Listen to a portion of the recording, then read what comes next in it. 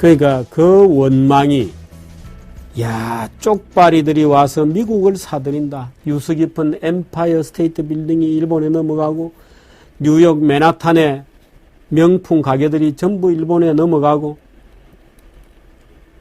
그러니까 미국인들이 화가 막 머리 끝까지 치솟았던 겁니다.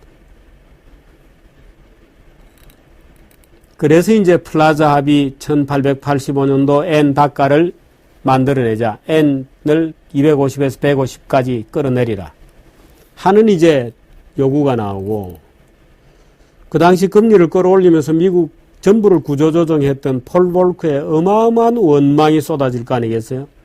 야, 폴 볼커라는 놈이 우리나라 빌딩 가격 다 떨어뜨려 놓고 나니까 일본 놈이 사들인다. 저놈은 매국노다. 뭐 엉망이었죠. 그 폴 볼커가 그래, 좋아. 그러면 내가 일본도 거품을 빼주겠다. 잘 들으십시오.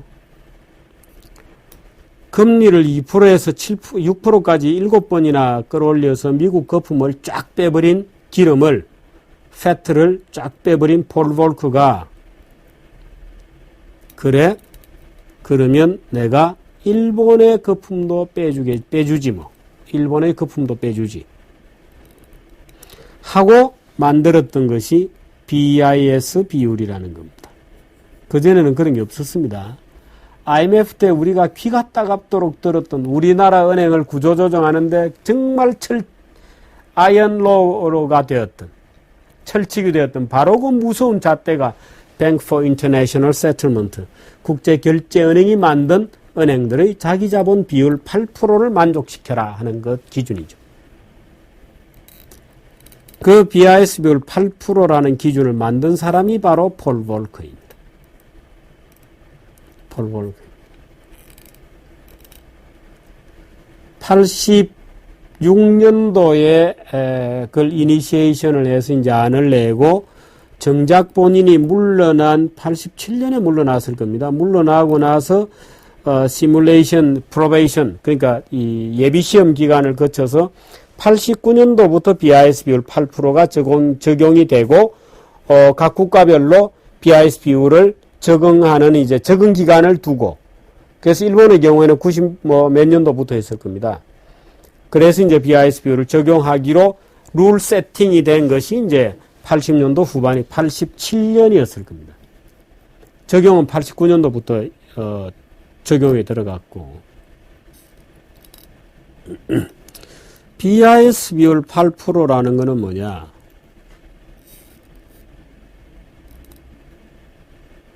전체 위험자산에 대해서 자기자본의 비율이 8% 이상 될 경우에 우리는 그 은행을 건전하다고 본다. 이렇게 되는 겁니다. 그런데 그러니까 위험자산이 작아야 되죠. 그렇게 해서 때려보니까 일본의 금융기관들이 전부 8%가 안 되는 겁니다. 왜? 위험자산은 크고 자기자본이 적었기 때문이죠. 위험자산이 왜 크냐? 차입이 많기 때문에 그런 겁니다. 위험자산. 내 어떤 것들이 들어가냐? 시장 가격이 있어서 플럭추에이션이 있는 거. 프라이스의 플럭추에이션, 급변이 있는 거. 주식. 채권도 가격이 급격히 움직이거든요. 주식, 채권, 부동산, 대출도 종류에 따라서 위험 가중치를 계산하는 여러 가지 방법이 있습니다. 복잡한 계산을 해서 이 자산은 위험 가중치를 얼마로 본다 해서 위험 자산의 총량을 결정을 하죠. 주식은 100%가 위험 자산입니다. 채권도 아마 100%였을 겁니다. 부동산도 가격 변동이 심하기 때문에 굉장히 높은 비율로 위험자산으로 간주가 되죠. 그래서 위험자산을 줄여야 자기 자본을 늘리거나 그건 증자를 해야 되는데 돈이 누가 있나요? 자기 자본을 늘리거나 위험자산을 줄여야 되죠.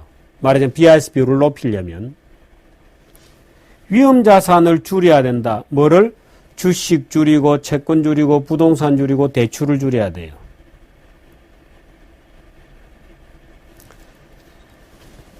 이제 탁 또 떠오르셨어요? 정규제 TV를 자주 보시는 분들이라면 이것이 일본 경제를 어떻게 만들어 갔을 거라는 거 금방 탁 떠오르시죠. 은행들이 주식의 대부분을 가지고 있었거든요. 야, 주식 팔아. 주식 팔기 시작했습니다.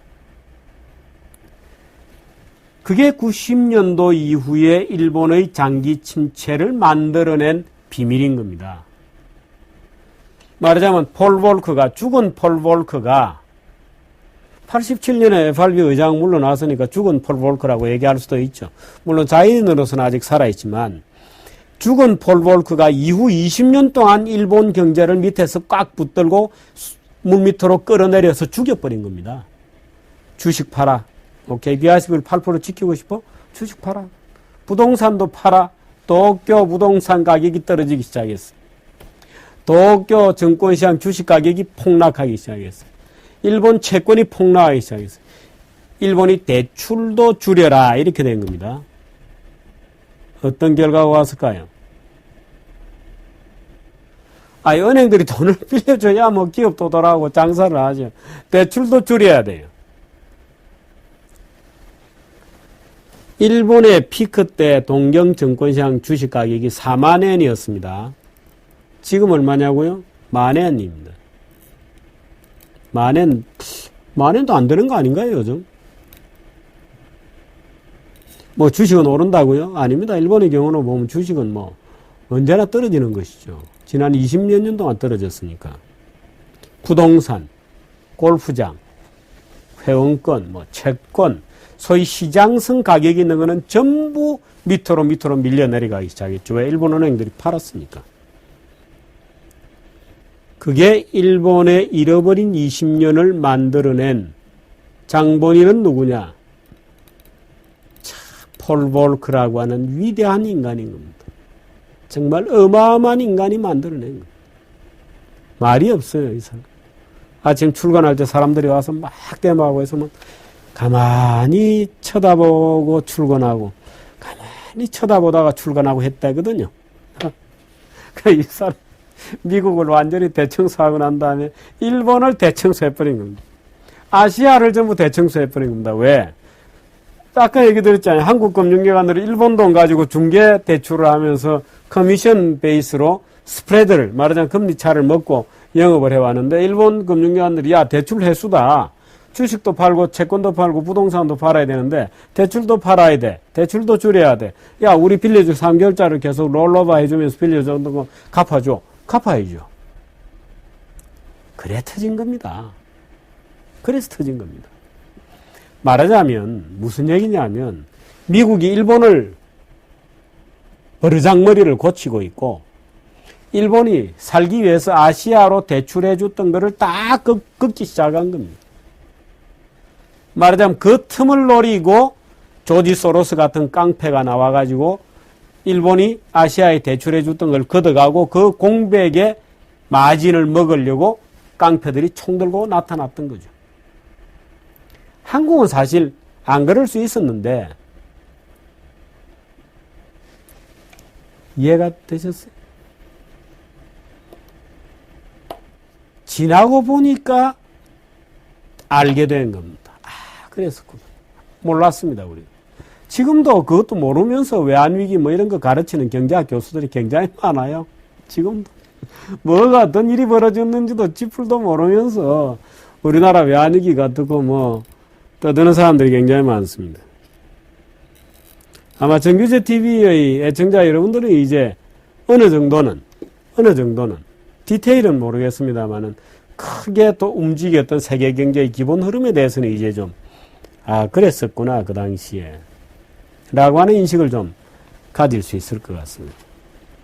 그래서 일본의 잃어버린 20년이라는 게 그렇게 시작이 된 겁니다. 그러면 미국이 그러면 8% 무역 BISB를 8% 할 때 일본이 우리 그런 거 안 해. 이렇게 하면 안 되나? 안 되죠. 왜? 미 해병대 때문에? 아닙니다. 미국의 힘은 미 해병대에서 나오는 게 아니에요. 미국의 힘은 어디서 나오느냐? 미국은 어마어마한 무역 적자를 견딜 수 있는 힘에서 나오는 겁니다. 미국은 전 세계의 물건을 사주는 최종 소비자입니다.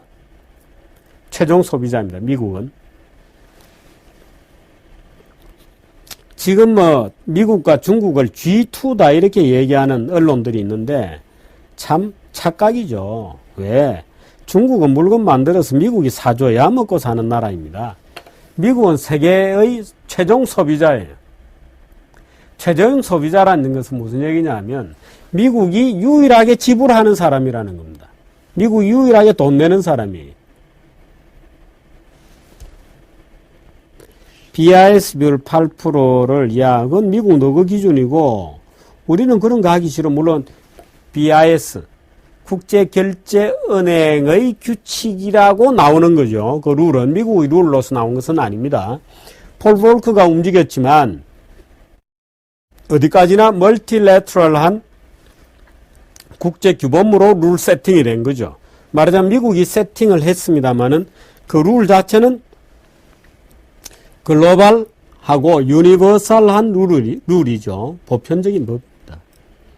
그 미국이 그 법을 세팅하고 그 법을 유효하게, 이펙티브하게 밀어갈 수 있는 힘은 어디에 있느냐? 미국이 최종 수입국이기 때문에 그렇습니다. 그럼 일본이 우리 은행은 8% 하기 싫어. 그럼 미국 너희나 해. 우리는 안 하겠어. 라고 했을 경우에 어떻게 되느냐? 그래요? 그러면 우리는 BIS를 우리만 할게. 너는 하지 마. 그 대신에 우리 은행들이 일본으로부터 물건을 미국 기업이 일본에서 물건을 살 때 국제 환거래를 하잖아요. 말하자면 일본 은행이 있고 미국 은행이 있고 일본 수출업자가 있고 미국 수입업자가 있으면 자기들끼리 은행하고 최종 고객 거래하고 은행들 간에 코레스 계약을 맺어서 자금 결제를 하거든요. 그거 우리 안 해? 우리 미국은 8% 정도 되는 은행을 믿을 수 있는 은행이라고 보기 때문에 일본 은행이 8%도 못 채웠다 그러면 우리 코레스 계약 안 해줄 거야. 라는 한마디로 일본은 그날부터 수출이 올스톱입니다. 왜? 은행 간 거래가 안 되기 때문에. 그게 미국의 힘입니다. 미국의 힘이라는 게 무슨 US 마린 포스, 미 해병대에서 나오는 게 아니에요. 미국의 힘은 어디에서 나오느냐? 미국 해병대가 힘이 있는 것은 중동에서나 그렇고요. 미국의 평소의 힘은 근원적인 힘은 어디냐? 미국이 라스트 랜더가 아니고 라스트 컨슈머이기 때문에 그렇습니다. 미국은 최종 소비자이기 때문에 그래? 그럼 우리 물건 안 사줘? 이거로 끝나는 거예요. 우리는 물건 팔고 싶어? 그럼 이런 기준을 만족해줘. 예를 들어서 현대자동차 연비 문제? 내 차를 미국에 팔고 싶어? 그럼 연비는 이렇게 표시해 주는 게 어때? 그거 안 할 수가 없죠. 안 할 수가 없죠. 그렇게 하는 것입니다. 그게 미국의 힘이죠.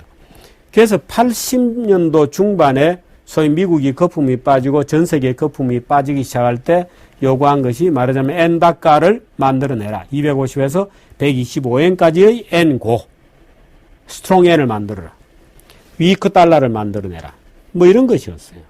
그리고 BISP를 만들어서 일본 은행들이 더 이상 거품에 의존한 해외 영업을 못하도록 해라. 일본 은행이 일본의 미쓰비시 은행이다.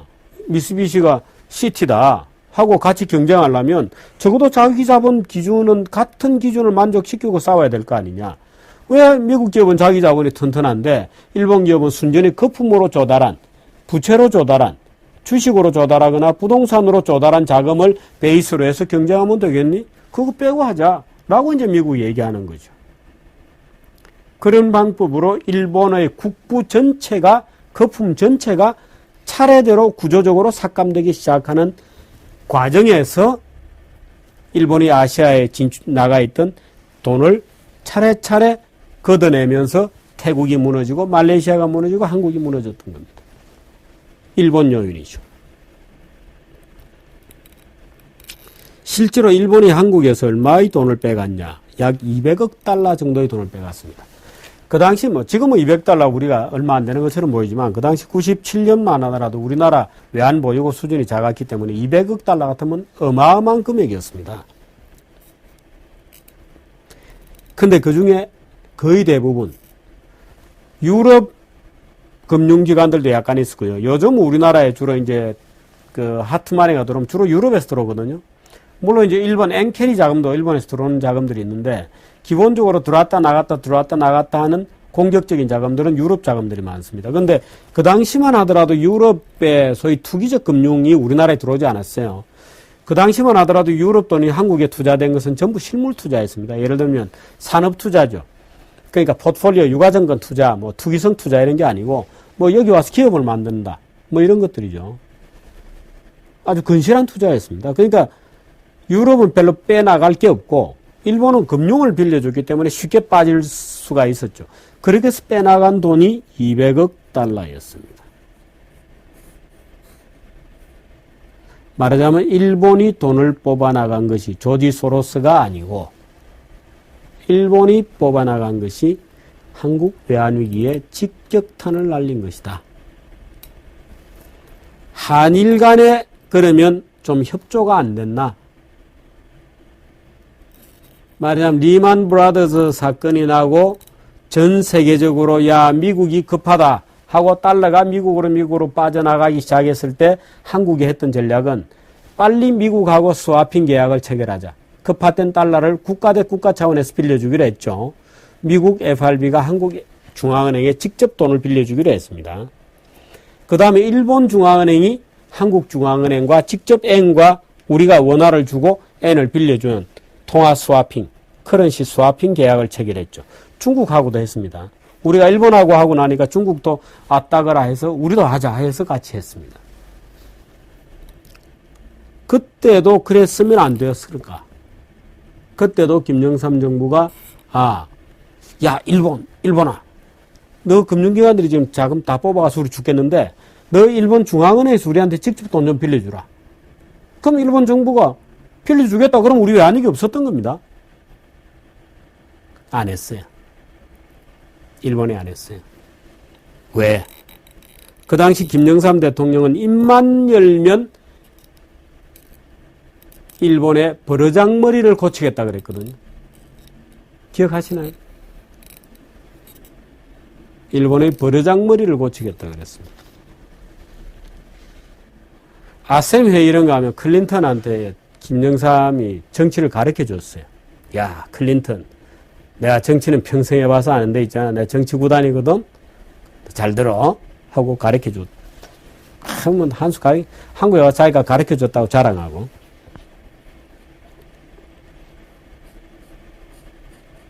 클린턴이 볼 때 드와이스를 어떻게 봤을 것 같아요? 일본이 버르장머리를 한국 대통령이 고치겠다고 했는데 그 당시 한국과 미국, 일본과 한국 사이에 어떤 일이 벌어지고 있었는지에 대해서는 다음 시간에 하도록 하겠습니다.